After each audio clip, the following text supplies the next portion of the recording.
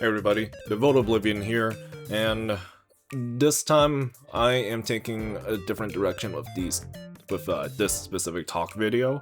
I'm gonna talk about anime, since I do like enjoying my time watching it, and recently I rewatched Girls Man Cry, and I sort of want to talk about Girls Man Cry for a bit. So I won't go too much into like the detail. Well, I'll probably go into some of the details regarding the characters, but I don't think there's too much to say about the plot.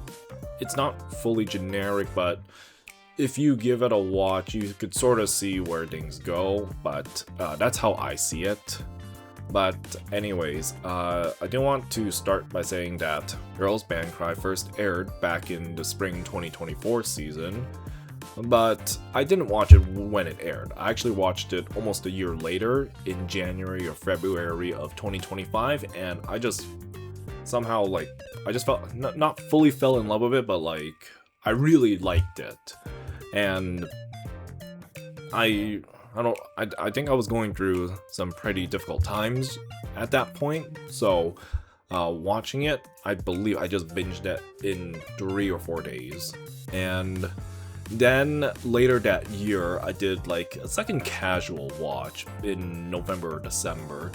I think it was sometime after I came back from Japan. And then most recently, at the start of May of 2026, I did a third rewatch because my mood was a little down. So because of that third rewatch, has made me think that I want to just talk about Girls Band Cry. I feel like it doesn't get enough recognition, and I just want to get my thoughts out there. So let's move on to the story. And I'm not gonna talk too much about the story, like I mentioned at the start, but I think the overall plot is good. I appreciate having a much smaller cast, but for the rest of the characters, which is Tomo and Rupa, I feel like they didn't get as much focus compared to Nina, Momoka, and Subaru. And having the smaller cast is good, but I feel like there could have been a bit more focus on to fully flesh out all the remaining 2 members of the band. Even after watching the story, I would actually like to see where the plot goes after the last episode, which or at least many of us are probably waiting for the sequel series, whenever that will air, or even get more information on what it entails. But I do like that when the ending comes up, it sort of depicts what the band is doing like after this main story. So it's a pretty nice touch. But overall, I think that the story for Girls Band Cry was a good, nice depiction of a coming-of-age story, as it mostly centers around Nina. Okay, and I might as well just talk about the characters right now. Since after doing some reflection and just thinking about it, it's like I can somewhat relate to all 5 of the main characters, all 5 band members. And we're gonna start with our basically the main character, which is Nina, voiced by Rina. And Nina is my favorite character of the cast. I just really like her. She's funny, she's the one who has the most attention in the spotlight, and I emphasize with her a lot because she got bullied, and I always consider myself a victim of bullying, so seeing how they depict it and how Nina goes through is sort of hit me a different way and how I see it. And unlike Nina, at least for myself, I can't find much forgiveness. I have to carry forward with the experience. But I think it was good that Nina was able to sort of like reconcile her friendship with her old friend, who who we do eventually get to see a little bit in the story, but not too much. But I do like Nina because she's pretty funny, and because she's mostly the main character, you can see her growth over the season as well too, where she starts acting pretty childish. I think she still acts a little childish, but she has signs of maturing and growing up and such. And I think it was good that she also made up with her family and parents, because they are the ones who had to sort of support her, and well, yeah, was basically the ones who sort of let her go to Tokyo in the literal first episode. I think for Nina, her personality does seem pretty hopeful and somewhat infectious and inspiring, but that's how I see it. And just overall, she ends up being my favorite. Next, let's talk about Momoka. For Momoka, who's voiced by Yuri, I really love Momoka's dynamic with Nina, and I'm happy that Momoka has found a new purpose or reason with this band as well too. But how I somewhat relate to Momoka, I emphasize with her, or empathize with how she's sort of afraid of trying something just to fail again, or more like just trying to really blame herself for not keeping her promise with Diamond Dust. And I don't think it's much of a spoiler because it was talked about in, I think, the first or second episode, but it's definitely, I think, Momoka trying to find some self-validation in her decision, and also at the same time just trying to find new meaning of just trying to try something again. And how I relate to her is that I have tried different things before. I just end up failing and sort of like resenting myself.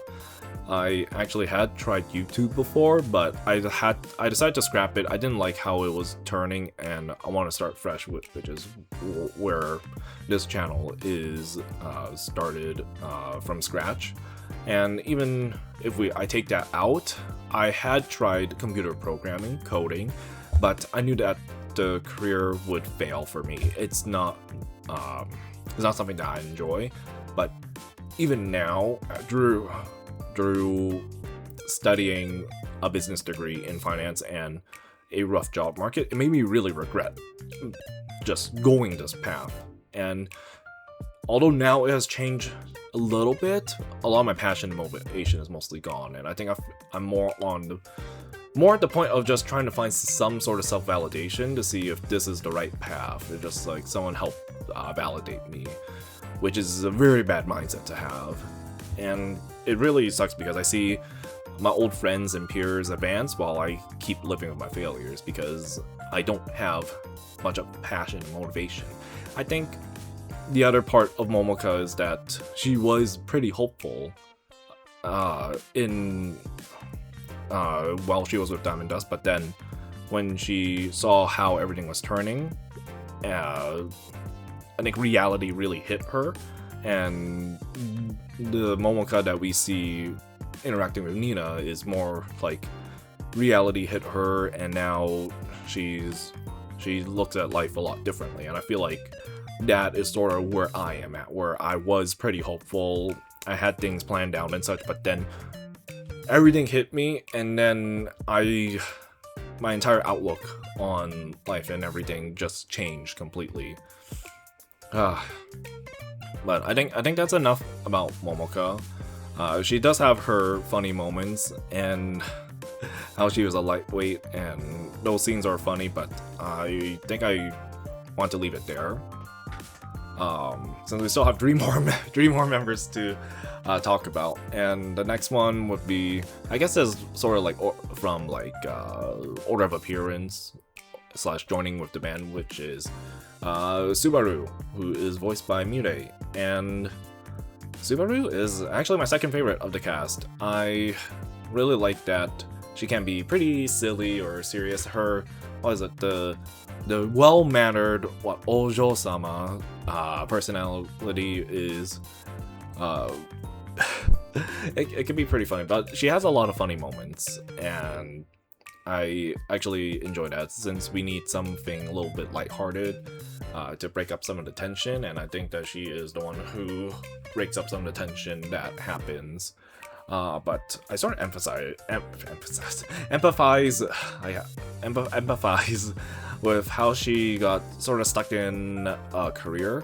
So Subaru effectively does not really want to study acting. She only attends acting school because of her grandmother's wishes, and she doesn't really want to do that. And that I sort of see myself in that because I was technically forced to learn coding because my parents wanted me to study computers while not explaining or knowing what they meant by it. And in the end of it, I ended up hating it, so I had to pivot to a different career path at that time. And I see that was Subaru because she was technically forced into acting, although she had no ambition of wanting to pursue acting as a career.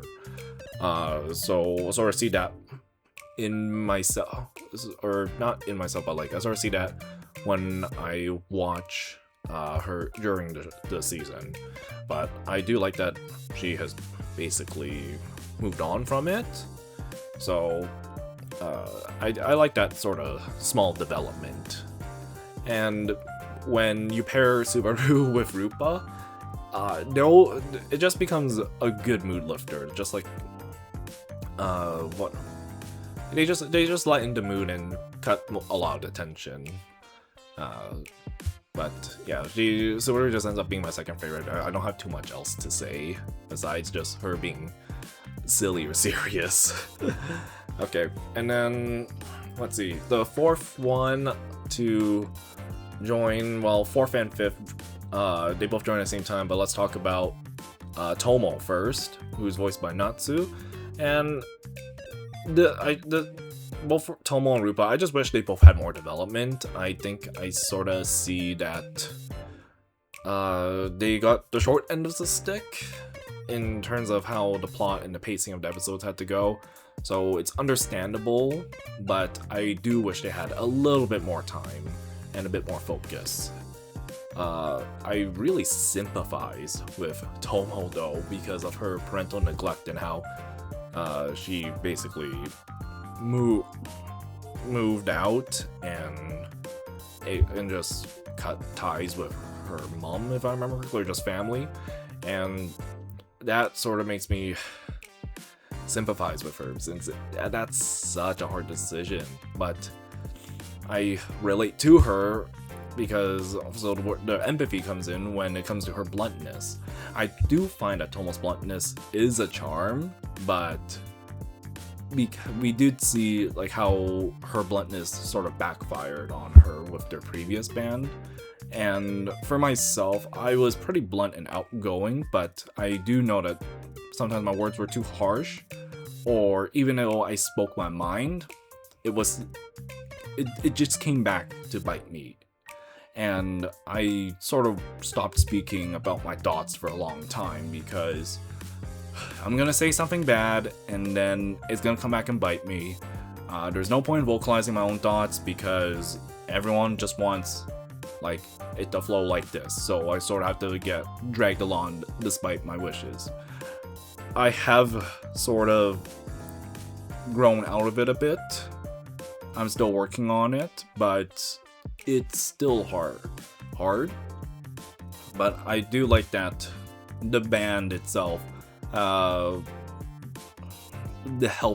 Tomo to be more honest and blunt about her opinions.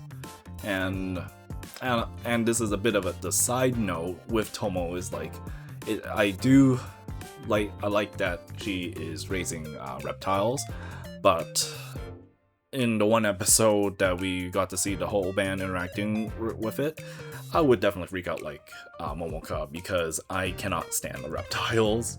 It's good to see it, but I cannot interact with them in person, in real life. Or I would freak out and probably pass out. Okay, and let's move on to our last member, which is Rupa, voiced by Shuri. And aside from wishing that she had more development, I do like that she is the most level-headed and mature of the band. I sort of empathize with her a bit because she technically lost her parents, but I haven't. But more so on the fact that Rupa had to grow up pretty fast because she ended up being the only person left in her family, and I do find myself in that situation a bit due to just having much older parents compared to my other friends around my age. So it makes me have to really grow up at a faster pace, and in my case, I do have to care for my parents, but having to grow up and mature a lot faster than intended is a blessing and a curse, because you have to sort of bottle up some things because it won't be able to work, you gotta bottle up because people just don't understand where you're coming from at some point or sometimes.